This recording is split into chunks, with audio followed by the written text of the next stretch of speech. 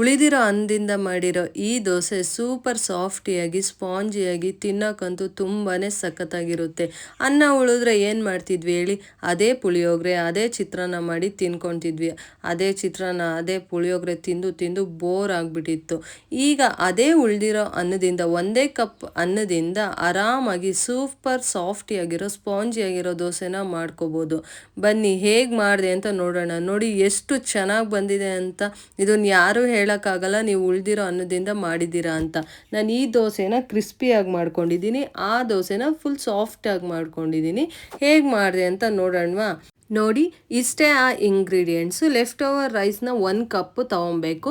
ಈ ಬೆಳಗ್ಗೆ ಮಾಡಿದರೆ ಸಂಜೆಗಾರು ಈ ದೋಸೆ ಮಾಡ್ಕೋಬೋದು, ಇಲ್ಲ ರಾತ್ರಿ ಅನ್ನ ಆಗಿದ್ರೆ ಬೆಳಗ್ಗೆ ಬೇಕಾದ್ರೂ ದೋಸೆನ ಆರಾಮಾಗಿ ಮಾಡ್ಕೊಟ್ಬಿಡ್ಬೋದು.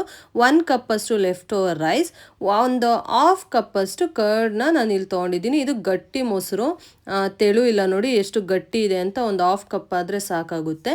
ನೆಕ್ಸ್ಟ್ ಇದಕ್ಕೆ ಒಂದು 1/2 ಕಪ್ಪಷ್ಟು ಅಕ್ಕಿ ಹಿಟ್ಟನ್ನ ನಾನಿಲ್ಲಿ ತೊಗೊಂಡಿದ್ದೀನಿ. ನೀಟಾಗಿ ಜರಡಿ ಹಿಡಿದು ತೊಗೋಬೇಕಾಗುತ್ತೆ. ನೆಕ್ಸ್ಟು 1/4 ಕಪ್ಪಷ್ಟು ಮೈದಾ ಹಿಟ್ಟನ್ನ ನಾನಿಲ್ಲಿ ತೊಗೊಂಡಿದ್ದೀನಿ. ನೀವು ಬೇಕಾದ್ರೆ ಗೋಧಿ ಹಿಟ್ಟು ಯೂಸ್ ಮಾಡ್ಕೊಳ್ಬೋದು, ಜೋಳದ ಹಿಟ್ಟು ಯಾವ್ದು ಬೇಕಾದ್ರೂ ಯೂಸ್ ಮಾಡ್ಕೋಬೋದು. ರುಚಿಗೆ ತಕ್ಕಷ್ಟು ಉಪ್ಪು, ಒಂದು ಸ್ವಲ್ಪ ಮಾತ್ರ ಈನೋನ ಯೂಸ್ ಮಾಡ್ಕೊಳ್ತಿದ್ದೀನಿ. ಒಂದು ಚಿಟಕಿ ಆದರೆ ಸಾಕಾಗುತ್ತೆ. ನೀವು ಈನೋ ಇಲ್ಲ ಅಂದರೆ ಸೋಡಾ ಕೂಡ ಯೂಸ್ ಮಾಡ್ಕೊಳ್ಬೋದು. ನಾನಿಲ್ಲಿ ಮಕ್ಕಳಿಗಾಗಿರೋದ್ರಿಂದ ಈನೋ ಯೂಸ್ ಮಾಡ್ತಿದ್ದೀನಿ. ಈಗ ಇಷ್ಟನ್ನು ಒಂದು ಮಿಕ್ಸಿ ಜಾರ್ಗೆ ಹಾಕ್ಕೊಂಡು ರುಬ್ಕೊಳ್ಳೋದಷ್ಟೇ. ನೋಡಿ ಇಲ್ಲಿ ನಾನು ಹಾಕ್ಕೊಳ್ತಿದ್ದೀನಿ. ಇವಾಗ ಒಂದು ಪಾತ್ರೆ ಇಟ್ಕೊಂಡು ಗ್ರೈಂಡ್ ಮಾಡ್ಕೊಂಡು ಬಂದಿದ್ವಲ್ಲ ಬ್ಯಾಟರ್, ಅದನ್ನು ಇದಕ್ಕೆ ಹಾಕ್ಕೊಳ್ತಿದ್ದೀನಿ. ಇನ್ನು ನಾನಿಲ್ಲಿ ಉಪ್ಪು ಮತ್ತು ಸೋಡಾನ ಹಾಕಿಲ್ಲ. ಇದನ್ನು ಹಾಕೋಬಿಟ್ಟು ಈಗ ಕನ್ಸಿಸ್ಟೆನ್ಸಿ ನೋಡ್ಕೋಬೇಕಾಗುತ್ತೆ. ಇದು ಕರೆಕ್ಟಾಗಿದ್ದರೆ ಓಕೆ, ಇಲ್ಲ ತೆಳ್ಳಗೆ ಬೇಕು ಆದರೆ ನೀರು ಹಾಕೋಬೇಕಾಗುತ್ತೆ. ಗಟ್ಟಿ ಏನಾದ್ರು ಆದರೆ ಇನ್ನೊಂದು ಸ್ವಲ್ಪ ಅಕ್ಕಿ ಹಿಟ್ಟು ಮಿಕ್ಸ್ ಮಾಡಿಕೊಂಡ್ರು ನಡೆಯುತ್ತೆ. ನೆಕ್ಸ್ಟ್ ನಾನಿಲ್ಲಿ ರುಚಿಗೆ ತಕ್ಕಷ್ಟು ಉಪ್ಪನ್ನ ಸೇರಿಸ್ಕೊಳ್ತಿದ್ದೀನಿ. ಉಪ್ಪು ಸೇರಿಸ್ಕೊಂಡು ನೀಟಾಗಿ ಒಂದು ಸ್ವಲ್ಪ ಮಿಕ್ಸ್ ಮಾಡ್ಕೋಬೇಕು.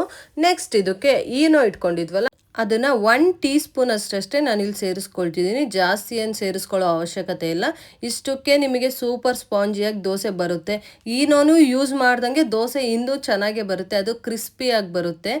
ನೋಡಿ ಹಾಕ್ಕೊಂಡು ನೀಟಾಗಿ ಮಿಕ್ಸ್ ಮಾಡ್ಕೊಳ್ಬೇಕಾಗುತ್ತೆ. 1 ನಿಮಿಷನಾದ್ರು ಈ ಥರ ನೀಟಾಗಿ ಮಿಕ್ಸ್ ಮಾಡ್ಕೊಳ್ಳಿ. ಉಪ್ಪು ಹಾಕಿದ್ವಲ್ಲ, ಉಪ್ಪು ಈನೋ ಎಲ್ಲ ನೀಟಾಗಿ ಬೆರೆಯೋ ಥರ ನೀಟಾಗಿ ಮಿಕ್ಸ್ ಮಾಡ್ಕೊಳ್ಳಿ. ಈಗ ನೋಡಿ ಕನ್ಸಿಸ್ಟೆನ್ಸಿ ಎಷ್ಟು ನೀಟಾಗಿ ಬಂದಿದೆ. ದೋಸೆ ಬ್ಯಾಟರ್ ಅಷ್ಟು ಕನ್ಸಿಸ್ಟೆನ್ಸಿ ಇದು ಬಂದಿದೆ. ಇವಾಗ ದೋಸೆ ಮಾಡ್ಕೊಳ್ಳೋದಷ್ಟೇ. ಈ ಕಡೆ ಒಂದು ತವಾ ಇಟ್ಕೊಂಡು ಒಂದು ಸ್ವಲ್ಪ ನಾನು ಇಲ್ಲಿ ಈರುಳ್ಳಿ ಸ್ಪ್ರೆಡ್ ಮಾಡ್ಕೊಳ್ತೀನಿ. ಯಾವುದೇ ಹಂಚಾದರೂ ಅಷ್ಟೇ, ನಾನ್ ಸ್ಟಿಕ್ ಆಗಲಿ ಇಲ್ಲ ಕಬ್ಬಿಣದ್ದು ಕಡಾಯಿಗಳಾಗಲಿ ಯಾವುದೇ ಆಗಿದ್ರೂ ಒಂದು ಸ್ವಲ್ಪ ಈರುಳ್ಳಿ ಸ್ಪ್ರೆಡ್ ಮಾಡ್ಕೊಳ್ಳೋದ್ರಿಂದ ಎಣ್ಣೆ ಹಚ್ಚಿ ಈರುಳ್ಳಿನ ಉಜ್ಕೊಳ್ಳಿ ತವಾ ಮೇಲೆ. ಆವಾಗ ಯಾವುದೇ ದೋಸೆ ಆದ್ರೂ ಕಚ್ಕೊಳ್ಳಲ್ಲ, ನೀಟಾಗಿ ಬರುತ್ತೆ. ನೋಡಿ ನಾನಿಲ್ಲೊಂದು ಸ್ವಲ್ಪ ಎಣ್ಣೆ ಹಾಕ್ಕೊಂಡು ಈರುಳ್ಳಿನ ಉಜ್ಕೊತಿದ್ದೀನಿ.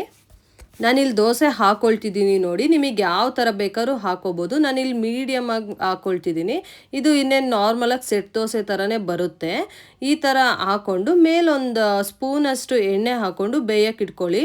ಮೇಲೆ ಒಂದು ಮುಚ್ಚುಳನ ಕ್ಲೋಸ್ ಮಾಡಿ ಬೇಯಕ್ಕಿಡಿ. ಆವಾಗ ನೀಟಾಗಿ ಬೇಯ್ಕೊಳ್ಳುತ್ತೆ. ಲಿಡ್ ತೆಗೆದು ಇನ್ನೊಂದು ಸೈಡ್ ಕೂಡ ಬೇಯಿಸ್ಕೊತಿದ್ದೀನಿ. ನೋಡಿ ಇದು ಒಂದು ಸ್ವಲ್ಪನೂ ದೋಸೆ ಹಂಚಿಗೆ ಕಚ್ಕೊಳ್ಳಲ್ಲ, ಆರಾಮಾಗಿ ಬಂದುಬಿಡುತ್ತೆ. ನೀವು ಆರಾಮಾಗಿ ಮಾಡ್ಕೋಬೋದು. ಈ ದೋಸೆ ನೋಡ್ತಿರ್ಬೋದು ಎಷ್ಟು ಚೆನ್ನಾಗಿ ಬಂದಿದೆ ಅಂತ. ಕಲರು ಅಷ್ಟು, ಟೇಸ್ಟ್ ಕೂಡ ಅಷ್ಟೇ ತುಂಬಾ ಚೆನ್ನಾಗಿ ಬರುತ್ತೆ. ನೀವು ಒಂದ್ಸಲ ಇದನ್ನು ಟ್ರೈ ಮಾಡಲೇಬೇಕು. ನೋಡಿ ನಾನು 2 ಕಡೆನೂ ತಿರುವಾಕಿ ಬೇಯಿಸ್ಕೊಂಡಿದ್ದೀನಿ. ನಾನು ಇನ್ನೊಂದು ದೋಸೆನೂ ಈ ಥರ ಚಿಕ್ಕದಾಗಿ ಹಾಕ್ಕೊಂಡಿದ್ದೀನಿ. ನೋಡಿ ಮೇಲೊಂದು ಸ್ವಲ್ಪ ಕೊತ್ತಂಬರಿ ಸೊಪ್ಪನ್ನ ಇಟ್ಟಿದ್ದೀನಿ ಚೆನ್ನಾಗಿ ಕಾಣಲಿ ಅಂತ.